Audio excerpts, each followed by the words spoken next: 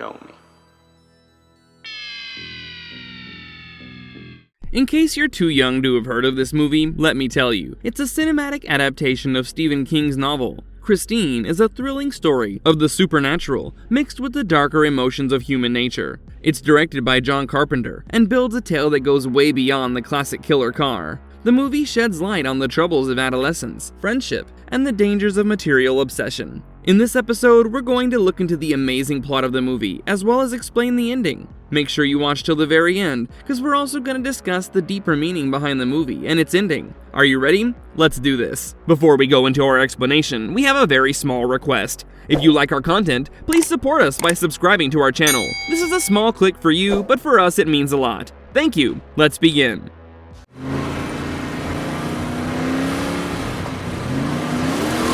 Plot. Christine is all about a chilling tale of supernatural evil. Now, in case you don't know, it's centered around a cherry red 1958 Plymouth Fury. It all starts in 1957 at a car factory in Detroit, and this is where the red car shows its sentient evil behavior. The little red car injures one and kills another worker in the assembly line. Now fast forward 20 years to 1978, in a small county named Rockbridge. An innocent high school student, Arnie Cunningham, is troubled by a bunch of bullies on the very first day of school. However, he's fortunate to have a best friend, Dennis, who's also the star footballer of the school. Now, Dennis makes sure he has his nerdy little pals back at all times. The plot takes a wrong turn when the duo is on their way home after a session of butt-whooping by the bullies. They come across a red pile of metal. I mean, a dilapidated red antique car. Turns out it's the same 20-year-old Plymouth Fury named Christine for sale in the junkyard of George LeBay. An important piece of information that isn't disclosed immediately is that George is the brother of the previous owner of the car.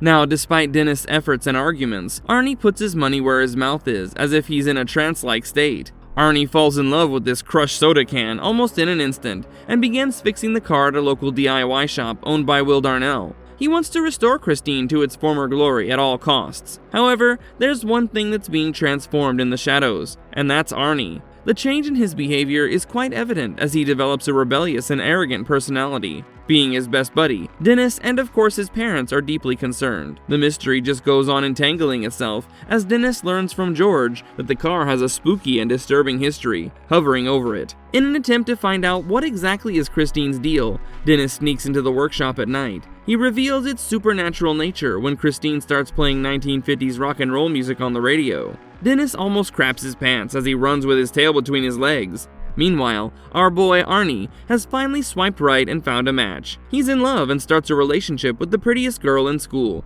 Lee Cabot, a new student. Now, this leads to Christine being jealous of Lee, as Arnie starts spending time with her. The horror factor in the movie skyrockets when Christine evidently tries to kill Lee when she's choking inside the car. Christine briefly locks the doors so that Arnie cannot save her. From here on, the Red Plymouth causes a series of accidents and tragedies around those connected to Arnie. Christine becomes a sign of Arnie spiraling into madness. Later, Buddy Repperton, the school bully, and his minions destroy Christine at Darnell's workshop. These boys not only damage the car, but completely vandalize it beyond repair. Now, this event triggers an extremely violent response by Christine, resulting in their brutal deaths, one after the other. Their murders become a point of reinforcing the car's evil powers. The next day, Arnie has an emotional talk with his car and promises to restore her no matter what it takes. Arnie's emotions do the trick, and Christine repairs itself in no time. Christine and Arnie's bond strengthens and becomes almost unbreakable. However,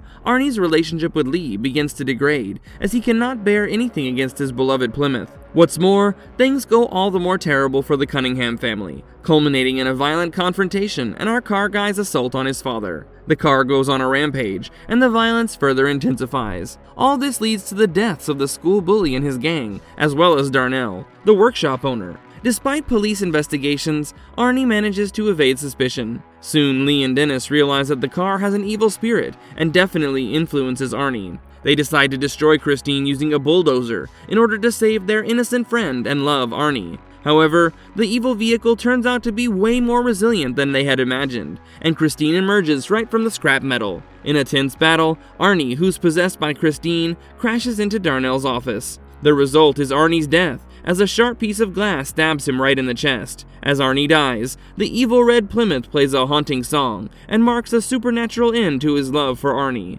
The movie doesn't really end with Arnie's demise, as Christine now unleashes her full wrath. We see Christine continuing to attack and repair itself in no time. However, Dennis and Lee very strategically manage to trap the car and successfully flatten it with a bulldozer. Christine's broken parts remain in the junkyard, while Dennis thinks they finally stopped the spooky car's scary actions. But there's a weird surprise waiting for them. Christine's parts move a little bit, so there's still this spooky feeling that maybe Christine's ghostly power isn't completely gone. The story ends with uncertainty about what exactly is waiting for them.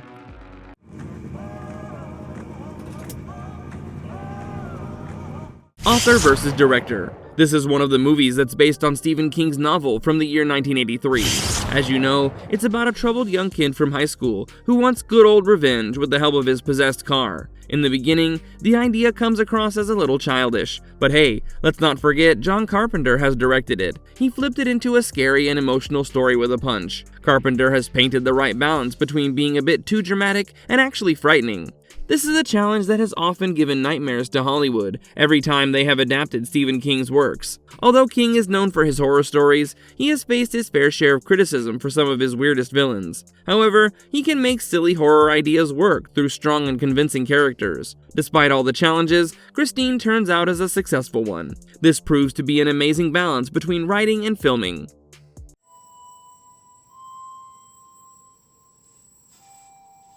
Arnie's death. In the movie, the emotional yet bloody ending brings nothing but death for Arnie. He puts himself on the line while trying to save his evil car, Christine, from being crushed by his ex-girlfriend and friend. This dramatic moment is pretty impactful, so much that it became a memorable scene in the movie. Did you know that similar footage was later used in the remake of the movie called Carrie in the year 2013? However, in the novel by Stephen King, Arnie faces a different kind of death than in Carpenter's movie adaptation. In the writings, Arnie dies while opposing being possessed by the car's dead owner, who's also a serial killer. In his final breath, Arnie becomes his true self and tries to aid his friends in destroying the demonic car. Now, similar to The Shining, by Stanley Kubrick, Carpenter's character Arnie doesn't experience a last-minute change of heart. Instead, he's adamant about his love for Christine until the very end. Even in his dying moments, the weirdo uses his last breath to touch the car's hood. No wonder he was bullied at school.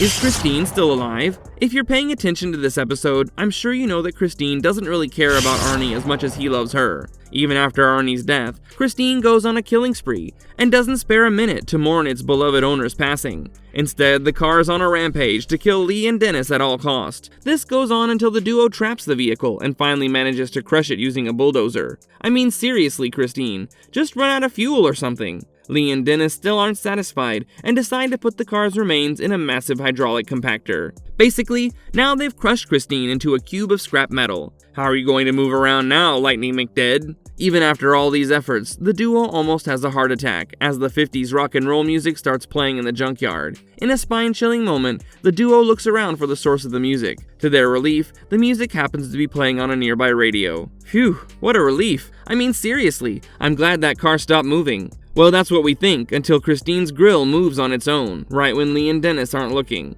This gives us a sense that whatever demon or spirit is inside the car still hasn't left and surely has further plans. However, we have no clue about how and when it will strike back. Maybe it already has, just not on screen yet. More evidence of this comes after producer Brian Fuller's announcement about an upcoming remake of the Killer Car movie. Although we aren't sure if the movie is a fresh remake or a continuation of the OG. However, one thing is for sure, this 83 flick definitely leaves room for a thrilling sequel.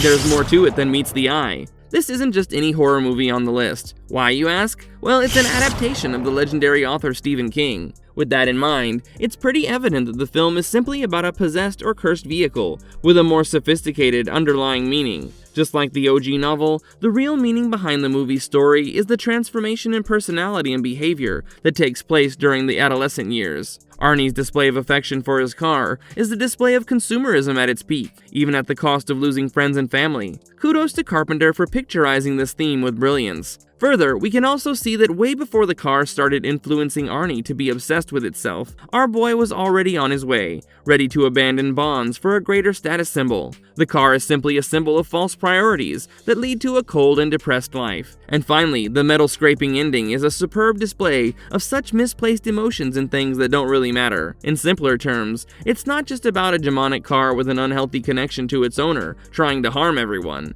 It's about shifting from finding joy, happiness, and fulfillment in relationships and connections to relying on material possessions.